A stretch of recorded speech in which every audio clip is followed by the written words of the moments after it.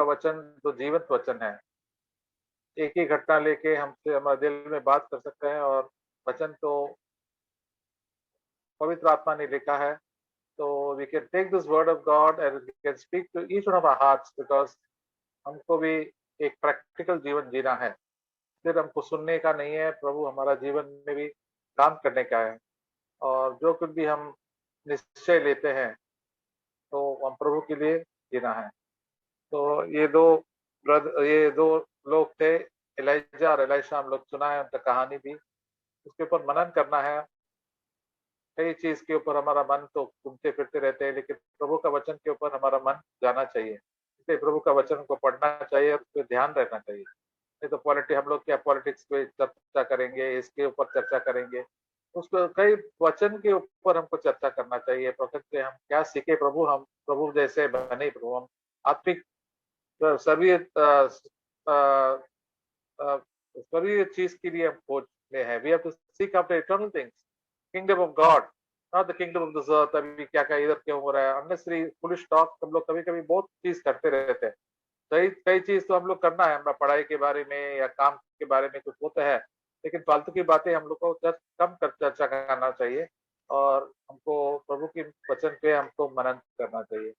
तो I am brothers, आप लोग भी काफी शेयरिंग का मौका है, तो आप भी शेयर कर सकते हैं। ब्रदर रत्न स्वामी वगैरह शुरू कर सकते हैं, ब्रदर राजू ट्रांसलेट कर सकते हैं, और एक एक करके ब्रदर्स आपके जीवन में क्या, ब्रदर ये एलाइजा और एलाइशा, क्या के जीवन से क्या इंस्पिरेशन मिला, क्या आपको अच्छा लगा, और आपके जीवन में क्या चैलेंज मिला, क्या चुनौती मिला, ये हम शेयर कर सकते हैं। सो brother Ratna Swami, can you start something?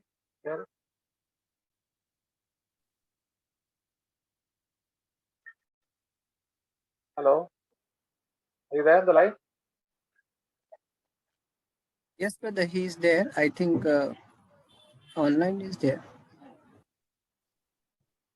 Or anybody else can start. Maybe I think somebody I think can't come to his house. I think. Raju, you can Can I start. start, brother?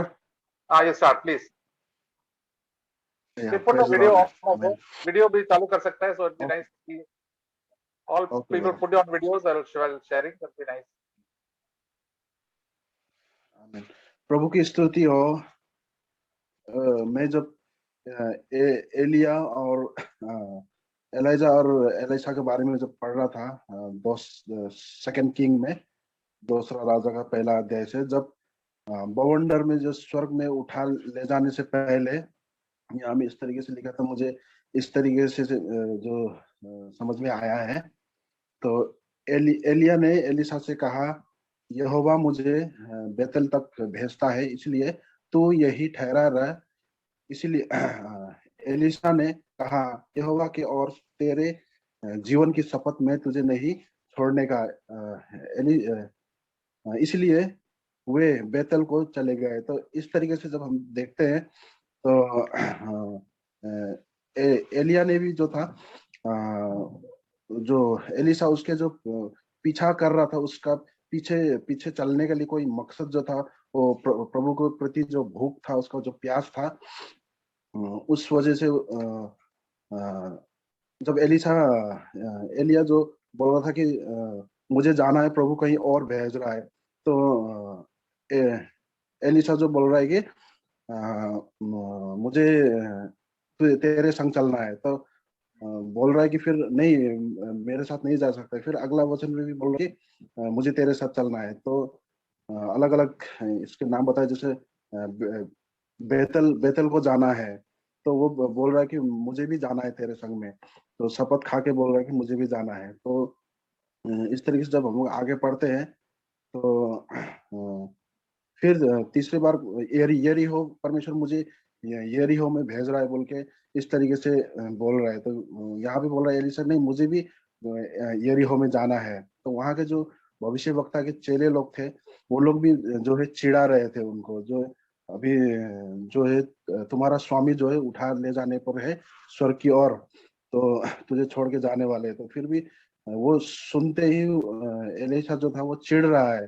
तो उनका जो उसके परमेश्वर के प्रति का जो इच्छा और भोग को देखते हुए हमें भी बहुत प्रोत्साहन मिलता है।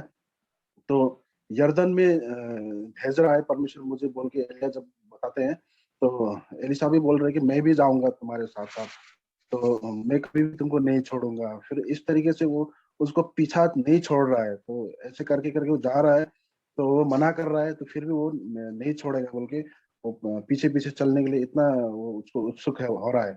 तो यहाँ भी जब देखता है तो यरदन का यरदन वासियों का जो भविष्यवक्ता का चेले लोग था, यहाँ भी वही बोल रहे हैं कि तुम्हारे स्वामी को जो है अभी उठा ले जाने पर है परमेश्वर।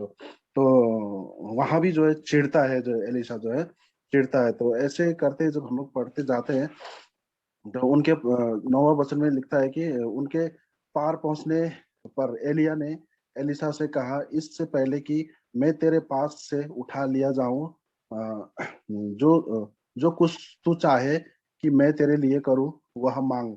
एलिशा ने कहा, तुझ में जो आत्मा है उसका दुना भाग मुझे मिल जाए। तो उसका जो अभिलाषा जो था, जो परमेश्वर का आत्मा के प्रति, जो परमेश्वर के प्रति उसका जो अभिलाषा, भूख और प्यास जैसे दिखाई देता है यहाँ पे, उसी प्रकार से हम लोग में भी होना चाहिए। तो यहाँ पे जो जब आगे का वचन जब हम लोग पढ़ते हैं, तो एलाइजा कहते हैं कि तू ऐसे कठिन चीज मांग लिया है। तो आत्मा का दुना भाग जो मांग रहा था एलिशा ने, तो एलिशा बोल रहा है कि जो तू मांग रहा है वो कठिन चीज है, क्योंकि उनको देने के लिए तो कठिन नहीं है, पर जो हम लोग जब मांगते हैं, परमेश्वर तो हमें देने के लिए हर समय तैयार है। लेकिन बात यही है कि हम लोग उस चीज को समझ नहीं पाते हैं, हम लोग लेके हम लोग उस पर चल नहीं सकते, इसलिए हम लोग को मिलना थोड़ा कठिन होता है। जब हम लोग पूरी रीति से चलने के लिए अपने आप को हम लोग तैयार करते हैं, जब हम लोग अपने जीवन को, संसारिक जीवन को हम लोग त्याग के फिर के परमेश्वर के और जब फिरते हैं, परमेश्वर हम लोग से प्रसन्न होते हैं, तो हमें जरूर वो परमेश्वर का आत्मा हमें मिलता है, और हमें परमेश्वर में बढ़ने के लिए निरंतर हमारा भूख प्यास बढ़ता है, और हम भी एलिशा की तरह हो सकेंगे हम लोग भी। जैसे यहाँ लिखा है आखिरी इसमें 15वें वचन में, उसे देखकर भविष्य वक्ताओं के चेले जो यरीहो में उसके सामने थे कहने लगे, एलिया में जो आत्मा थी वही एलिशा पर ठहर गई। तो एलिशा का जो एलिया का जो आत्मा जो था वो एलिशा में जाके ठहर गया है। तो वो देखते हुए जब जो भविष्य वक्ता लोग उनको जो चिढ़ा रहे थे, उनके चेले लोग, उन लोग भी भूमि पर गिर के दंडवत करने लग गया कि हाँ, परमेश्वर का उपस्थिति उसमें आ गया है। तो हम लोग भी जो है परमेश्वर तो तैयार है देने के लिए। तो वो कहते हैं कि जो भी प्यासा है मेरे पास आए और जीवन के जल ले ले। और हम लोग मुंह से तो बोलते, पर हम लोग सच में अंदर से हम लोग तैयार नहीं हो पाते, इसलिए हम लोग भर नहीं सकते। यदि एलिशा की तरह हम लोग में भी अगर परमेश्वर के प्रति भूख और प्यास हो, तो निरंतर हम हमें वो इच्छा और चाहना हो, तो निश्चय परमेश्वर हमें बढ़ाएंगे, हमें भी भरेंगे इसी तरह से। प्रभु की स्तुति हो, आमीन। हालेलुया, आमीन।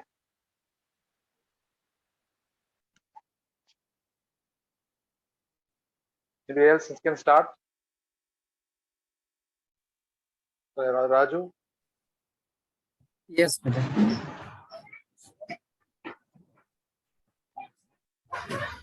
मैं भी परमेश्वर का आभारी हूँ। कोई वचन शेयर करना चाहूंगा। दूसरा राजा 5 वचन 11।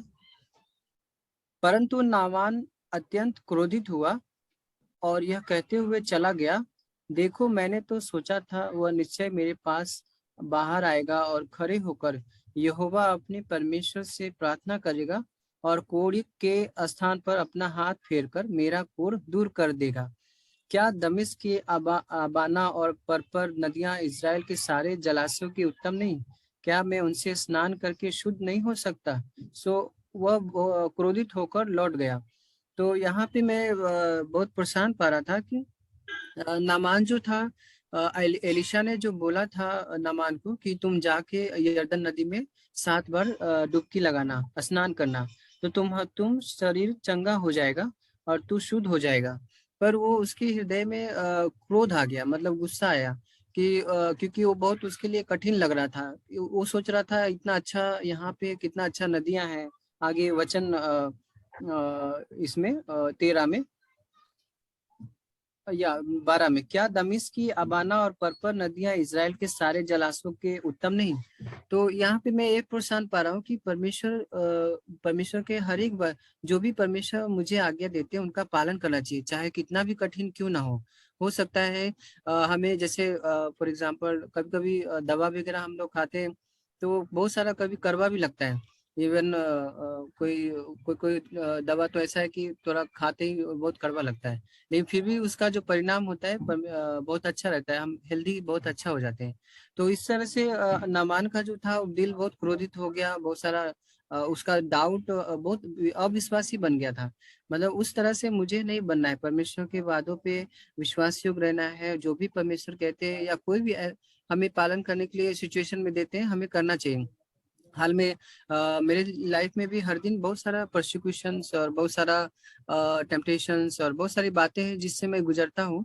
तो प्रभु मुझे उस समय बात ये करते हैं कि शत्रुओं के लिए प्रेम करो, सताने वाले के लिए प्रार्थना करो। और जो क्योंकि बहुत सारे लोग खोए हैं, अविश्वासी लोग हैं, तो उनको पता नहीं है दाएं हाथ बाएं हाथ क्या है। तो मुझे परमेश्वर हमेशा प्रोत्साहन देते हैं कि उनके लिए प्रार्थना करो। तो इस बातों से प्रभु बोलते हैं उनके लिए प्रार्थना करना है, उनके प्रति कोई भी मुझे करवाहट नहीं रखना है, क्योंकि सताव आएंगे। प्रभु ने भी कहा है कि मेरे नाम के कारण सब जाति के लोग तुमसे बैर रखेंगे। तो ये बातों से मुझे बहुत प्रोत्साहन हुआ। और आगे एक वचन, और जब भी वो एलिशा मर गया था, कब्र में डाल दिया था, तो उस समय एक वहां पे एक घटना हुआ था कि दूसरा राजा 13 में 21, ये वचन पढ़ते हुए, दूसरा राजा 13 में 21 20-21 पढ़ता हूँ। और एलिशा की मृत्यु हो गई, उसे मिट्टी दी गई। प्रतिवर्ष मोआबी दल वसंत ऋतु में देश पर आक्रमण किया करते थे। लोग एक मृतक को मिट्टी दे रहे थे कि उन्होंने लूटमार करने वाले दल को देखा, अतः उन्होंने मृतक को एलिशा की कब्र में डाल दिया। वहां एलिशा की हड्डियों से स्पर्श होते ही वह जीवित हो उठा और अपने पैरों पर खड़ा हो गया। तो मैं यहाँ पे ये प्रोत्साहन पाया इस वचन से कि परमेश्वर का सामर्थ्य कितना, पावर जो था वो एलिशा के अंदर था। तो प्रभु का पवित्र आत्मा का सामर्थ्य भी मुझ पे बनेगा जब मैं विश्वास योग पूरी तरह आखिरी सांस तक रहूंगा। तो प्रभु का मैं बहुत आभारी हूँ। इस सब वचनों से मुझे बहुत प्रोत्साहन मिला, खासकर कि परमेश्वर नामान के उसने जो नहीं सुना लेकिन बाद में उससे प्रोत्साहन मिला तो पालन किया। लेकिन उससे मालूम पड़ा कि प्रभु में वचन में डाउट नहीं करना चाहिए, जो भी कहते हैं मुझे पालन करना चाहिए। इवन सूबेदार भी जब आया था, उसका सेवक बीमार हो गया था नए नियम में, तो उसने बोला कि प्रभु आप खाली बोल दो, तो आप बोल देंगे तो मेरा सेवक चंगा हो जाएगा। तो प्रभु ने उसकी विश्वास की भी बहुत प्रशंसा किया। बाद में प्रभु ने जो वचन बोला उसके बाद कि राज्य के संतान जो है उसमें आग आग में डाल दिए जाएंगे, क्योंकि अविश्वास इतना बड़ा पाप है। उसमें परमेश्वर ने मुझे प्रोत्साहन दिया कि कोई भी परमेश्वर के वचन पे जो भी कहते हैं सिचुएशन में पालन करना चाहिए, क्योंकि प्रभु ने हमें इसके लिए ही रचा है और दुख में तकलीफ में इसलिए रखना चाहते हैं क्योंकि प्रभु से हम दूर ना हो। प्रभु की स्तुति हो, आमीन। हालेलुया।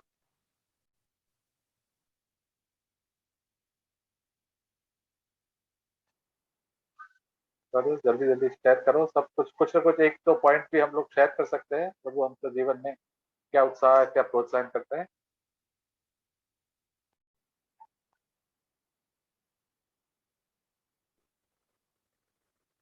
धर्मेंद्र, दयानंद, जितेंद्र, सब कृष्णा, परंपरा, एक एक करके जल्दी बोल दीजिए, एक एक करके। ये आपके लिए मौका है गवाही देने के लिए।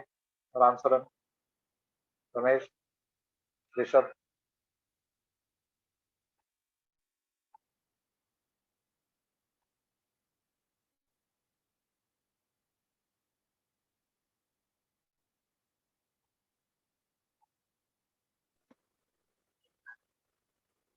ऋतिक, मैं सुदीप। मैं शेयर करना चाहूंगा। तो यहाँ पे सेकंड किंग्स का जो बुक है, सेकंड किंग्स चैप्टर 5, उसमें मैंने एक चीज नोटिस किया। नेमान जो था, जो बड़ा कमांडर था सीरियन आर्मी में, उसको हीलिंग पाने के लिए दो जगह पे वो चूक सकता था हीलिंग पाने से। और वो हम लोग पढ़ते हैं second Kings chapter 5 verse 3। One day she said, मतलब यहाँ पे एक यहूदी लड़की थी जो एक दास थी उसके घर में। तो वो उसकी मालकिन से बोलती है कि मैं काश मेरे जो ये है मास्टर है वो समेरिया में जाके वहां पे जो नबी है उनसे चंगाई पा सकते हैं करके। और फिर आगे हम लोग देखेंगे वर्स 13 में, his servants went up to him and said, sir, if the prophet had told you to do something difficult, you would have done it. Now why can't you just wash yourself, as he said, and be cured? तो दो जगह पे नेमान अपने नौकरों की बात को सुनता है। एक तो लड़की की जो उसके घर में दास थी, और बाद में जब वो गुस्से में निकलने वाला रहता है वापस, तो दूसरे उसके नौकर आके उसको एडवाइस देते हैं। दोनों जगह पे वो अपने नौकरों का एडवाइस सुनता है, और अगर वो एक भी जगह पे उनका एडवाइस नहीं सुना होता उसने, या उनका ओपिनियन नहीं सुना होता, तो वो कभी हीलिंग ही नहीं पाता। तो मैंने नोटिस किया कि इवन दो नमान एक अनबिलीवर था और एक कमांडर था आर्मी में, फिर भी वो अपने जो निचले स्तर के लोग थे, हो सकता है आर्थिक रूप में उससे नीचे हो, रैंक में नीचे हो, उम्र में नीचे हो, लेकिन वो उनकी बात को सुना। उसने ये नहीं सोचा कि मैं कमांडर हूँ, मेरे को तुम सबसे ज्यादा पता है, या मैं तुमसे बड़ा हूँ, मुझे तुमसे ज्यादा पता है। तो वो एक एटीट्यूड की वजह से उसने हीलिंग पाया। तो ये मुझे भी ध्यान रखना है कि हमेशा ऐसा नहीं कि जो मेरे से ऊपर है वो लोग ही से मैं सीखूं, मेरे से नीचे जो लोग हैं उनसे भी मैं सीख सकता हूँ, ऑफिस में हो या उम्र में हो। तो वो मैंने एक नोटिस किया।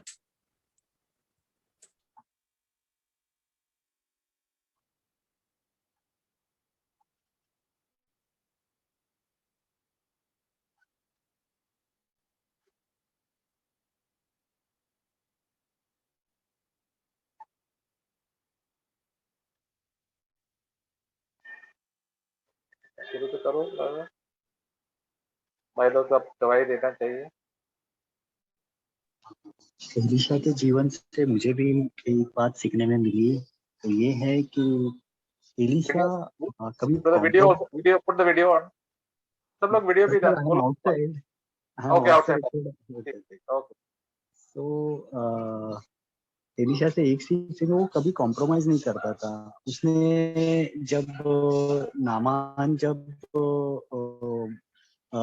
चंगाई पाया, वो जब रिटर्न आया, तो उसने नामान ने कंडीशन रखा कि मैं इजराइल के परमेश्वर की आराधना करूंगा, सब करूंगा, लेकिन सिर्फ एक ही है कि जब उसका राजा है, उनके देश का राजा, अगर वो किसी मूर्ति के सामने मंदिर में अगर वो झुकेगा तो ये भी झुकेगा।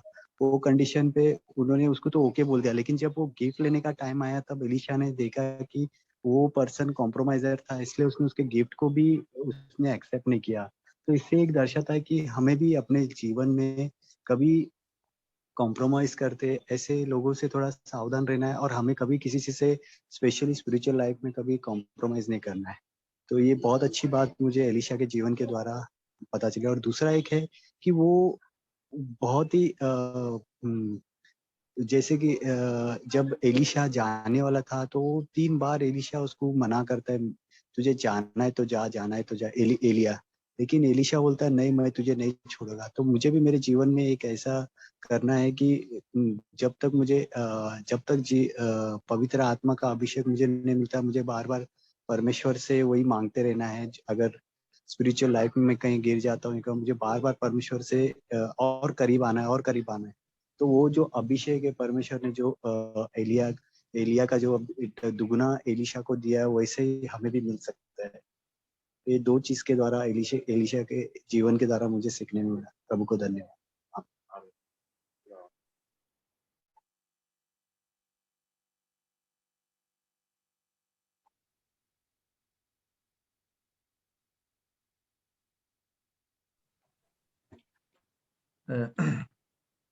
मैं परमेश्वर को धन्यवाद करता हूँ। ये ब्रदर, मैं एक वचन शेयर करना चाहता हूँ। जी जी जी, शेयर करो। हाँ अगर जी, वीडियो भी लगा सकते हैं तो ठीक है।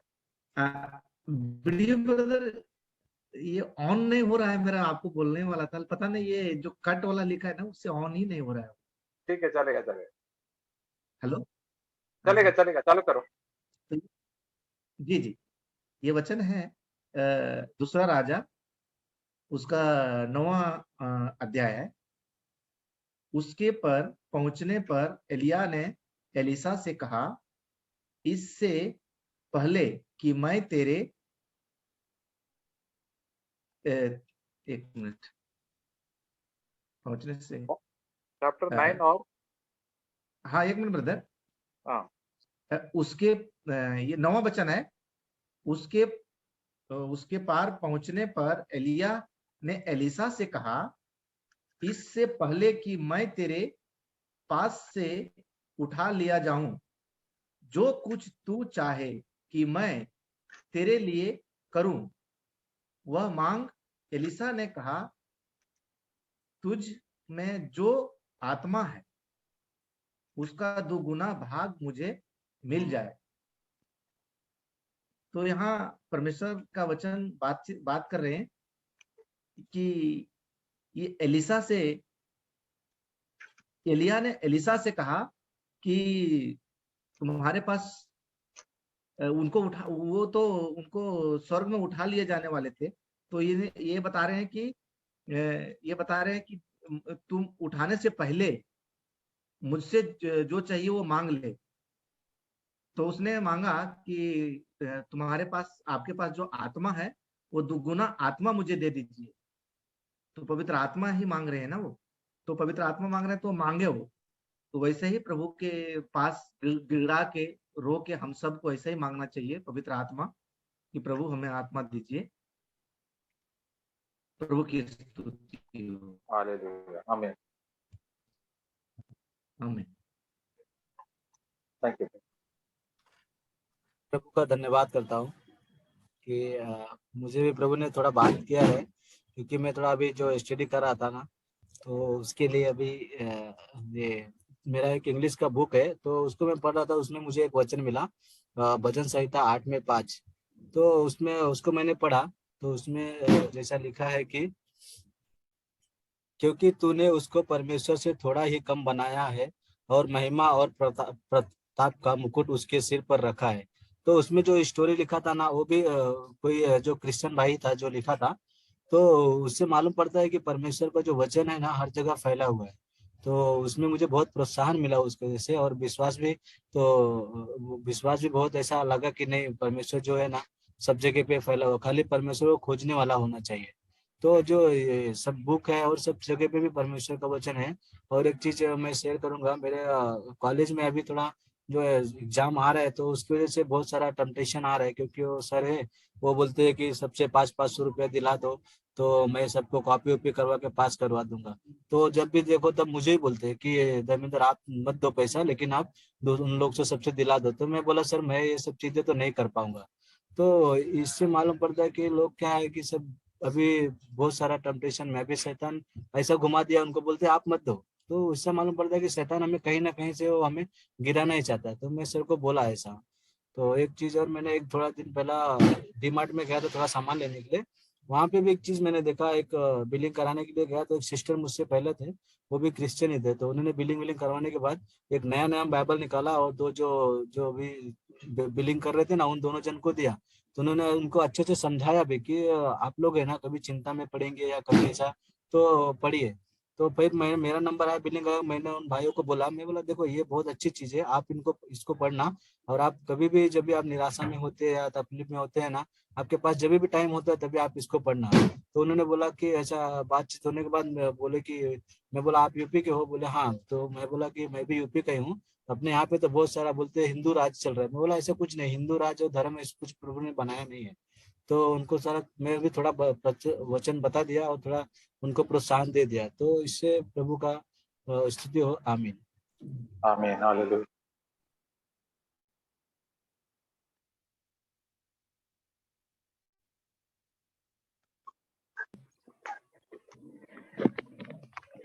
मैं परमेश्वर का धन्यवाद देता हूँ कि आज परमेश्वर ने मुझसे बात किया है जो, और मैं शेयर करना चाहूंगा वचन के द्वारा।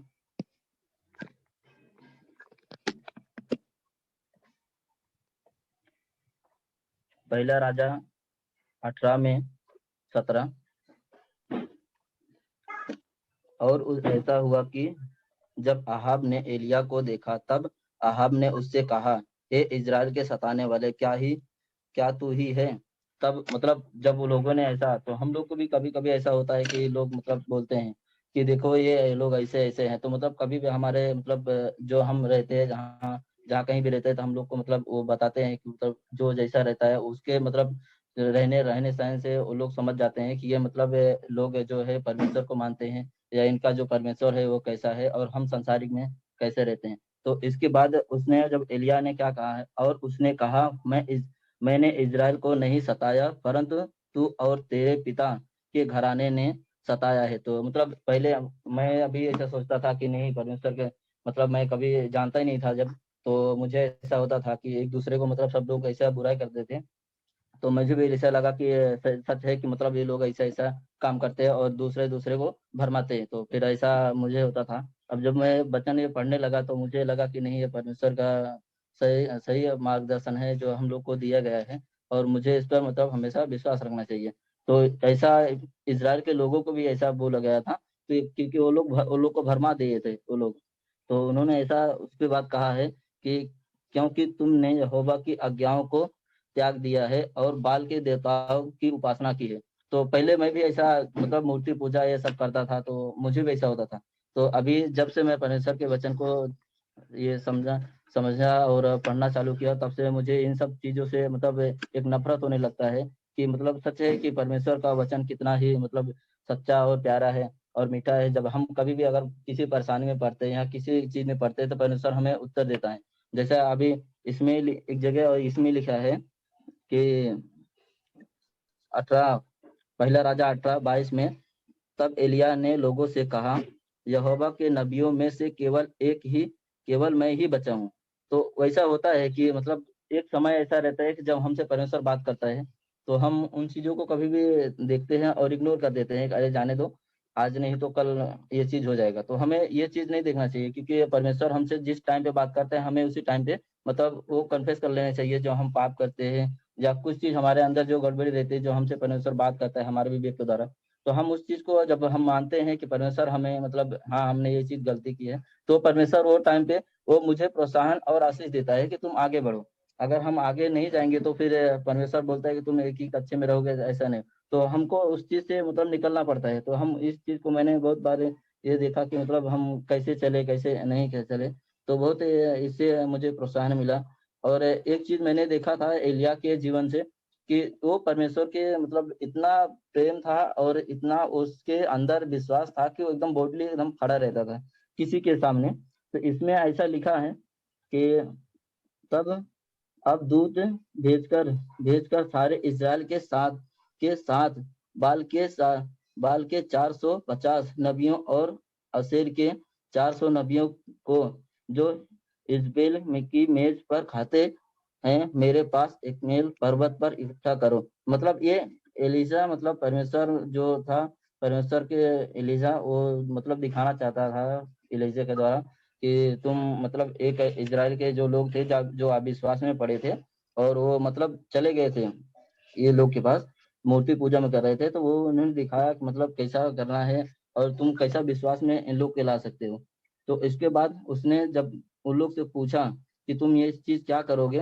तो उन्होंने विचार किया। तब उसने क्या कहा, और एलिय्याह ने सब लोगों से के पास के समीप आकर कहा, तुम कब तक दो विचारों में लटके रहोगे? यदि यहोवा ही परमेश्वर है तो उसके उसके पीछे हो लो, और यदि बाल हो तो उसके पीछे हो लो। परंतु उसने परंतु लोगों ने उसके उत्तर में एक भी बात ना कहा, क्योंकि परमेश्वर का मतलब जो एलिय्याह था वो परमेश्वर के प्यार को और परमेश्वर को जलजलाहट जब इज़राइल के द्वारा जब ये लोग जब करते थे मूर्ति पूजा तो वो देखता था। तो जब वो इज़राइल में जब आया तो सब लोग ने देखने लगे कि मतलब ये कैसा है। और ये जब जब मोआब के जब लोगों ने जब उन लोग को बोलने लगा एलिय्याह को, तुम सताते हो इज़राइल को, तब उसने ये चीज़ बताया कि मतलब मैं नहीं सताता हूँ, तुम लोग सताते हो, परमेश्वर को भी मतलब दुःख पहुँचाते हो कि तुम मूर्ति पूजा करते हो। तो हम कभी भी किसी भी चीज़ को मतलब ऐसा कुछ मान लेते हैं कि चलो हम ये ऐसा करेंगे तो हमारे पास हम बहुत मतलब ईमानदार हो जाएँगे। पर परमेश्वर हमारे अंदर की भावनाओं को और हमारे विचारों को देखता है कि हम कैसा जीते हैं और कैसा नहीं। क्योंकि हम जब कभी भी जीते हैं, अगर हम लोगों के साथ जीते हैं, तो साथ में रहते हैं, तो हम कभी भी मतलब पाप में या हमारा कभी भी दिमाग ऐसा कहीं दूसरे जगह पे नहीं जाएगा।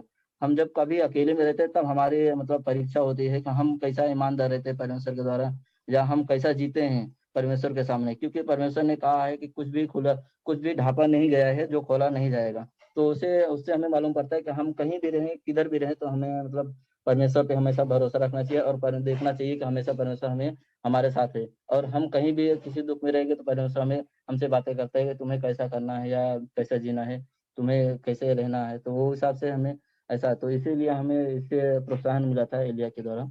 आमीन। आमीन।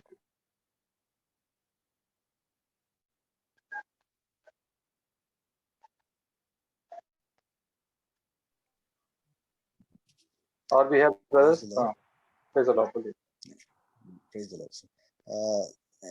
एलिया के जीवन से ये मुझे प्रोत्साहन मिलता है, प्रकाशन मिलता है कि जैसे दूसरा राजा दूसरे अध्याय में हम देखते हैं कि वो डबल वीडियो भी पोर्शन लगा दो ब्रदर, वीडियो प्रेस कर लो,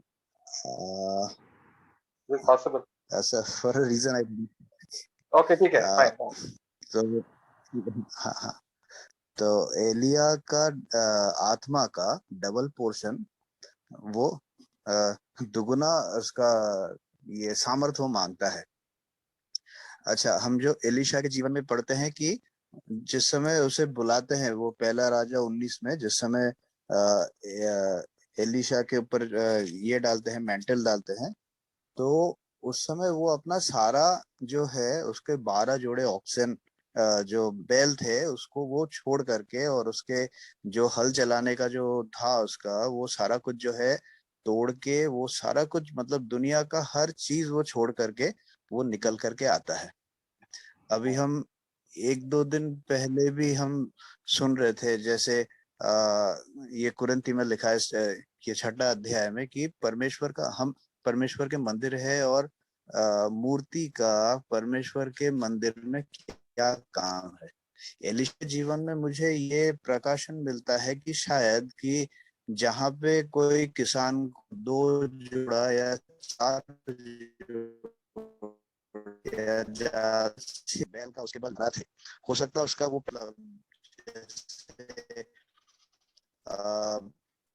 ऐसे कई मुझ में मेरा भी है कि मैं पुराने करूं, तो ये जो दुनिया का एक या फिर में वो एक होल्ड है, मतलब पकड़ है उसको मैं इतना उसके वीडियो का वचन पढ़ने में, प्रार्थना में बैठने में मैं मन नहीं लगा पाता हूँ। तो यहाँ पे जिस तरह से एलिशा उसका दुगुना आत्मा मांगता है, पहले तो एलिशा के अंदर एक होड़, मतलब वो परमेश्वर का बुलाया हुआ एक नबी था, तो उसके अंदर एक होड़ थी और उसके अंदर ये जानकारी थी कि ये जो दुनिया के इंटेलिजेंस में मैं जो दुनिया के शौक में जो मैं चल रहा हूँ ये उचित नहीं है, मुझे परमेश्वर के करीब जाना है। और एलिशा के जरिए जो है परमेश्वर ने वो मार्ग खोला और उसने वो मार्ग को जाने नहीं दिया, वो अवसर को जाने नहीं दिया, वो लगातार एलिशा के साथ चला।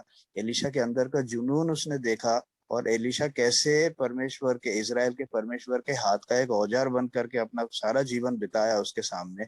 वो उस वाले आत्मा का, एलिशा का एलिया के आत्मा का दुगुना वो किस लिए मांग रहा था कि वो इजराइल के परमेश्वर के लिए एलिया जितना डेडिकेटेड था, मैं उससे डबल डेडिकेशन लेकर के आगे चलूं और इजराइल के परमेश्वर के लिए मैं एक औजार बन करके खड़ा हो सकूं। तो उसमें यह है कि उसने अपना सारा इंटेलिजेंस जो उसका दुनिया का था, उसकी खेती बाड़ी रही होगी, उसके बहुत सारा बैल जोड़ी उस समय ये गिना जाता था, प्रॉपर्टी गिना जाता था, उसके अलावा और भी उसके बाद जो कुछ भी रहा वो सब कुछ तोड़ के, सब कुछ छोड़ करके वो निकल करके आया। तो अभी अभी जैसे एक भाई ने अभी पढ़ा वो उसमें दूसरा राजा 18 में जहाँ लिखा है कि तुम दो तरफ क्यों ये करते हो, इजराइल के लोगों को जब एलिया बोलता है कि तुम एक तो बाल के देवता को मानने लगो या फिर जो है तुम इजराइल के देवता को मानने लगो। तो हमेशा जो है हमारे लिए भी यही चैलेंज है, मेरे लिए खास, मैं अपने लिए बोल रहा हूँ कि मैं आत्मिक रूप से बहुत बार बहुत वीक हो जाता हूँ, प्रार्थना से दूर और बाइबल पढ़ने से दूर। चैलेंज यही है कि मैं परमेश्वर के खोला हुआ मार्ग में मैं चलूं और मेरे सारे दुनिया के इंटेलिजेंस को बाजू में रखूं, या फिर मैं इंटेलिजेंस में मैं मूर्ति पूजा में ही पड़ा रहा हूं और मैं परमेश्वर के मतलब करीब ना जा सक, शैतान की योजना सफल हो जाए कि मेरा मन जो है वो दूसरी तरफ वो भटका करके रखे। तो यही चीज मुझे ये एलिशा में वो होता है कि जो जुनून के साथ वो चला, जो जुनून के साथ वो एलिजा के साथ चला, वही वाला जुनून वो परमेश्वर को सर्व करने के लिए आगे भी बना करके रखा। बहुत प्रोत्साहन मुझे इससे मिलता है, सीख मिलती है, और कर गुजरने का जो है जुनून मिलता है। लेकिन सिर्फ बोलने से नहीं होता, प्रार्थना में और ज्यादा मुझे दृढ़ बनना है और परमेश्वर के लिए काम करना है, ये प्रोत्साहन मिलती है। आमीन। आमीन आमीन।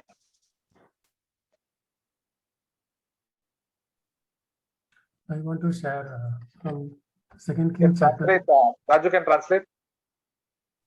Yes, brother. Yes, brother. Second King chapter 6 verse 24. दूसरा राजा अध्याय 6 में 24। Yeah, 24 and 25. Can you read? इसके पश्चात ऐसा हुआ कि सीरिया राजा बेनहद ने अपनी सारी सेना को एकत्र किया और समरिया पर आक्रमण करके उसको घेर लिया। तब सामरिया में बड़ा अकाल पड़ा और देखो वह ऐसा घिरा रहा कि गधे का सिर चांदी के 80 शेकेल में और कब की चौथाई भर कबूतर की बीट 5 शेकेल में बिकने लगी। Chapter 7 1 and 2. तब एलिशा ने कहा, यहोवा का वचन सुनो। यहोवा यूं कहता है, कल इसी समय सामरिया के फाटक पर 1 शेकेल में 1 सवा भर मैदा और 2 सवा भर जौ बिकेगा। तब जिस अधिकारी के हाथ का सहारा राजा लिया था, उसने यहोवा के जन को उत्तर दिया, सुन, चाहे यहोवा आकाश के झरोखे खोल दे, फिर भी क्या ऐसा हो सकता है? तब उसने कहा, सुन, तू अपनी आंखों से तो देखेगा, परंतु उसमें से खाने ना पाएगा। Actually, I want to read especially on the how God uses the leper. तो मैं यहाँ पे यही बताना चाह रहा था किस तरह से परमेश्वर जो है इनको इस्तेमाल करे थे। Verse 3 and 4. Can you read? वचन 3 और 4 में पढ़ेंगे। और नगर के फाटक पर 4 कोढ़ी थे। उन्होंने आपस में कहा, हम यहाँ बैठे बैठे क्यों मर जाएं? यदि हम नगर में प्रवेश करना चाहें तो नगर में अकाल है, हम वहाँ मर जाएंगे, और यदि हम यहीं बैठे रहे तो यहाँ भी मर जाएंगे। इसलिए अब आओ हम सीरियाई छावनी में जाएं। यदि वे वहाँ हमें जिलाए रखे तो हम जीवित रहेंगे, यदि वे हमें मार डाले तो हमें मरना ही है। So this is what God uses the leper to resolve their famine. और इस तरह से परमेश्वर जो है कोढ़ी लोगों को इस्तेमाल कर रहे थे। So we read verse 9. हम वचन 9 में भी पढ़ेंगे। तब उन्होंने आपस में कहा, हम ठीक नहीं कर रहे हैं। आज शुभ संदेश देने का दिन है, पर हम मौन हैं। यदि हम भोर तक ठहरे तो हमें दंड मिलेगा। इसलिए अब चलो हम राजा के घरानों को बतलाने जाएं। So it's a very good verse. This is in the entire chapter. और ये बहुत ही बढ़िया वचन है अंत के अध्याय में। So this is the time to announce the good news. और ये बहुत ये जो समय है खुशखबरी का सुनाने का है। God uses the leper even though they have so many trouble and problem in their life, but they are not think about their own life, but they want to help others. और यहाँ पे जो कोढ़ी लोग थे, परमेश्वर उनका इस्तेमाल करते थे। और कोढ़ी जो है वो हमेशा इवन उनके जीवन में बहुत सारा दुख, तकलीफ, चिंता, बहुत सारे दुखों से जा रहे थे, लेकिन फिर भी वो दूसरों को भलाई करने के लिए हमेशा तैयार रहते हैं। So and one more thing, whatever the circumstance, whatever the problem, whatever the difficulty, we don't want to just think about our problem, but if we think about other problem and other concern, definitely God will use us and make blessing for others. और यदि हम अपने ही समस्या के बारे में नहीं बल्कि हम दूसरों के बारे में ख्याल रखते हैं, उनके बारे में चिंता करते हैं, तो परमेश्वर जरूर है हमें पूरी तरह से अपनी महिमा के लिए इस्तेमाल करेगा। And finally we read Elijah was got the illness about to die. और एलिसा जो था उनको जो बीमारी हुआ था उनके वजह से उन्हें मरना था। Even though we read Elijah got taken directly, he is not died. और हम देखते हैं कि एलिजा को परमेश्वर ने जीवित ही उठा लिया और परमेश्वर वो मरा नहीं। Or say bedtime, family, or spin. There's some disturbance. I didn't catch that. I think brother Prandaman side some would- disturbance. Prandaman, just mute that now.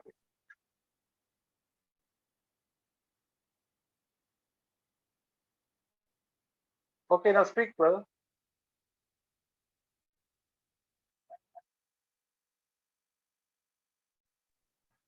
Sorry, I think some interruption.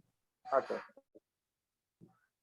Yeah, that is what in the Elijah life got taken directly, but in the Elisha he died, and also he got the illness about the illness bring the death. तो हम देखते हैं कि किस प्रकार से परमेश्वर ने एलिसा को जीवित उठा लिया, और हम एलिसा के देखते हैं तो वो मर गया, लेकिन फिर भी वो मरे हुए भी एक जो वहां पे जो कब्र के पास आया था उसके जीवन मरे हुए बॉडी से दूसरा जिंदा हो गया। So the illness, that is what God spoke to me recently. Always the illness is not God given. It is through the Satan only. The God is allowing. God is allowing through Satan to get the illness. और हमारे जीवन में जो भी बीमारियां आते हैं और परमेश्वर हमें इसलिए शैतान के द्वारा हमें भेजते हैं, हमें जांचते हैं, हमें परखते हैं। But even in Elijah's life, he did not murmur and crumbling. He died, and we could not read anything bad about in the entire history of the Israel. और हम देखते हैं कि किस प्रकार से एलिसा जो है कभी भी कुरकुराया नहीं, ना ही शिकायत किया, और परमेश्वर के लिए पूरी तरह से जी के उस परमेश्वर में सो गया। Amen. Amen.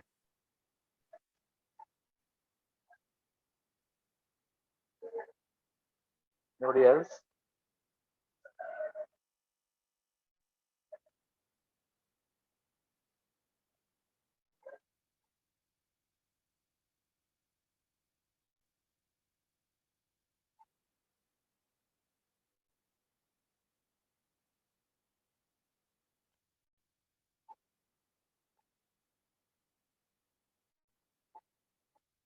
मैं जरा शेयर करूंगा कि एलिशा और एलिजा के जीवन के बारे में हमको बहुत ही प्रोत्साहन मिलते हैं, क्योंकि ये दो लोग बहुत ही साधारण लोग थे जब प्रभु ने कुछ चुना। एलिजा तो पता नहीं कहाँ से थे, सन फ्रॉम टिशबाइट था, टिशबाइट जगह था, और एलिशा तो एक बड़ा अमीर घर से था, एंड वो बहुत मेहनती आदमी था। इतना सारा वो फार्मिंग कर रहे थे, खेती बाड़ी कर रहे थे, बहुत मेहनत करके कर रहे थे। आज ऐसा बैठ के कुछ बाइबल स्टडी नहीं कर रहे थे। प्रभु ने दोनों को बुलाया। प्रभु क्यों बुलाया? क्योंकि प्रभु के लिए एक उत्सुकता था जीवन में। कई लोग था इसराइल में, लेकिन उनके जीवन में कोई उत्सुकता नहीं थे। और दोनों एलिजा और एलिशा प्रभु के लिए जी रहे थे। तभी तो इसराइल में इतना सारा मूर्ति पूजा हो रहे थे, और सब इसराइली लोग परमेश्वर के लोग थे, वो तो भटक गए थे। और उनका राजा भी इतना दुष्ट था। राजा की पत्नी भी जजेबेल बहुत ही दुष्ट औरत थी। तो उन्होंने सब मूर्ति पूजा को सब लेके आया था। जैसे हम लोग देखते हैं कि इस समय हम लोग रहते हैं, तो इस पूरा दुनिया में इतना सारा चर्चेस है, लेकिन प्रभु के लिए इंटरेस्ट करने वाले लोग बहुत ही कम है। कलीसिया में भी देखो इतना सारा कलीसिया होता है, लेकिन प्रभु के लिए उत्सुकता के लिए बहुत कम लोग हैं। सब लोग दुनिया से मिलजुल करके दुनियादारी में फंसे हुए हैं, पैसे के पीछे हैं और बढ़ाई के लिए उनका बढ़ाई करना है और इसके पीछे पीछे है। तो प्रभु ने कहा ये सब बाबिलोन जैसा है।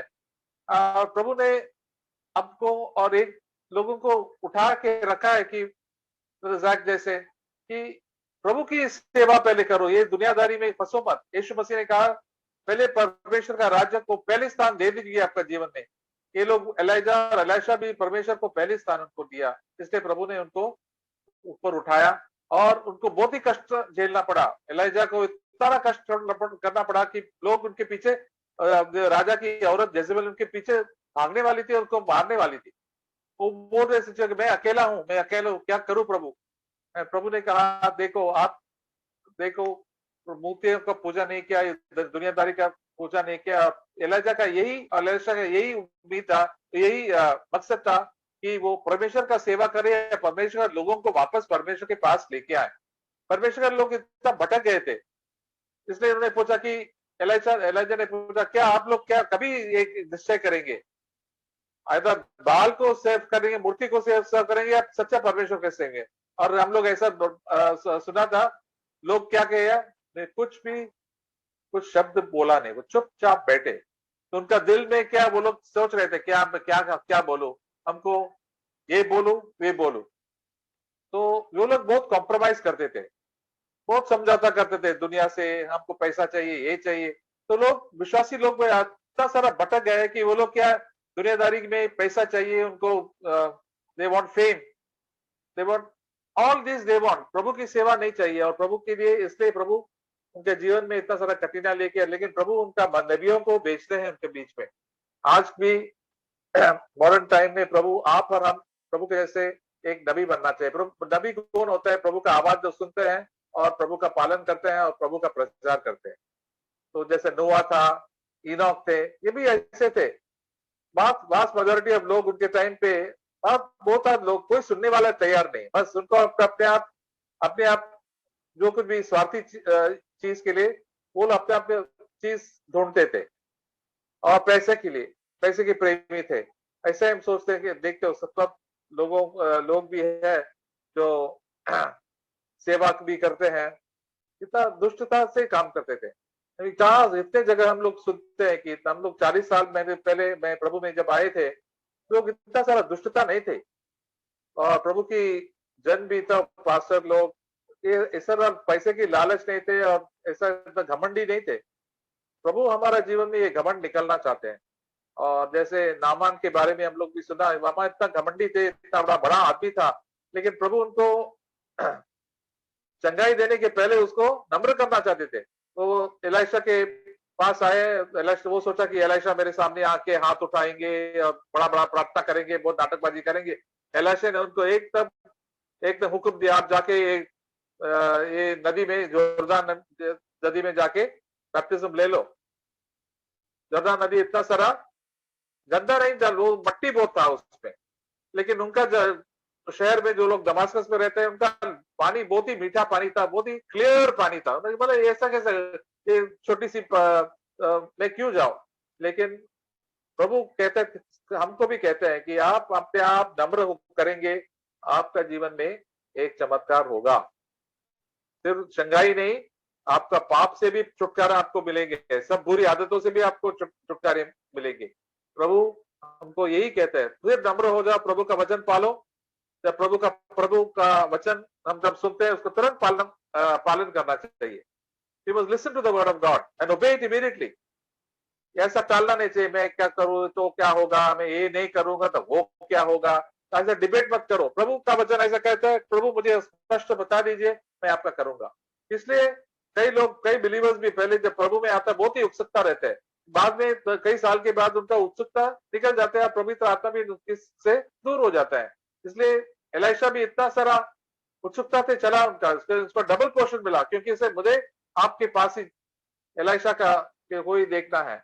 उनके पीछे पीछे कई नबियों भी थे, जो स्टूडेंट्स थे, वो लोग चर्चा करने के लिए बैठे थे। कई बिलीवर्स ऐसा होता है, चर्चा और गपशप करते हैं, चुगली लगाते हैं, ये सब बस तो चर्चा करना है, इसके बारे में चर्चा करना, उसके बाद लेकिन वो प्रभु का पीछा नहीं करते हैं। चर्च में भी ऐसे कई लोग होता है, तो हमको भी प्रभु के यीशु मसीह को देखना है और यीशु मसीह का पीछा करना है। और मैं यही काम कहना चाहता हूं कि दोनों जब मर गए थे, वो बहुत ही उत्सुकता से मर गए थे।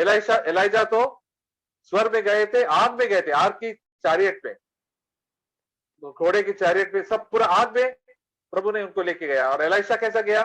एलाइशा भी बीमार हो गया था। बीमारी होने से बड़ा पाप तो नहीं है, लेकिन जब बीमार होने की वजह भी जब वो आए थे तो एक राजा, उन्होंने बोला देखो उसके भविष्यवाणी किया, लास्ट तक उन्होंने भविष्यवाणी किया प्रभु के लिए, वो ऐसा करना चाहिए था, ऐसा करना चाहिए था। और अंत में उसको जब कब्र में डाला तो कई लाश को भी उन्होंने जिंदा कर दिया। देखो इनका जीवन में इतना सारा पवित्र आत्मा था। हम भी, यीशु मसीह ने कहा आपको अंत तक आपको धैर्य रखना चाहिए। We must endure to the end, very end of our life. Don't worry, don't bother about बाकी लोगों का चिंता मत करो, बाकी बिलीवर्स हमारे साथ आते हैं कि नहीं आते हैं, कोई चिंता नहीं। आपको प्रभु के लिए सेवा करना चाहिए। जब आप तभी हम मरने के बाद भी लोग हमको याद रखेंगे और आप सोचेंगे हाँ ये ऐसा आदमी था, मैं भी ऐसा प्रभु के पीछा करना चाहिए। आपका फैमिली मेंबर्स भी हो सकता है। बाकी ये देखो, तो हम तो जैसे लिखा है कि एबल के बारे में 11 Hebrews chapter 11, though Abel, even though he died, he still speaks, his life still speaks. कई brothers and sisters भी है जो मर गए हैं, हम उनके चरित्र पढ़ते हैं, A.W. Tozer, Charles Finney, so many brothers, John Wesley, उनका जब पढ़ते हैं वो जो लिखे हैं तो हम लोग बहुत ही प्रोत्साहन होते हैं। हाँ तो देखो कैसा है ब्रदर जैक, तो उनका जीवन से, क्योंकि वो जीवन से बात करते थे, पवित्र आत्मा के अभिषेक थे उनके जीवन में, क्योंकि वो पवित्र थे, प्रभु के लिए जीते थे। हम भी ऐसे प्रभु के जीवन से जीते थे, हम भी लोगों के लिए एक ज्योति से बनेंगे। लोग देखेंगे हाँ ये आदमी तो अलग है। मैं तो ये गलत बात नहीं किया, वो कॉम्प्रोमाइज नहीं किया, वो प्रभु के लिए जिया।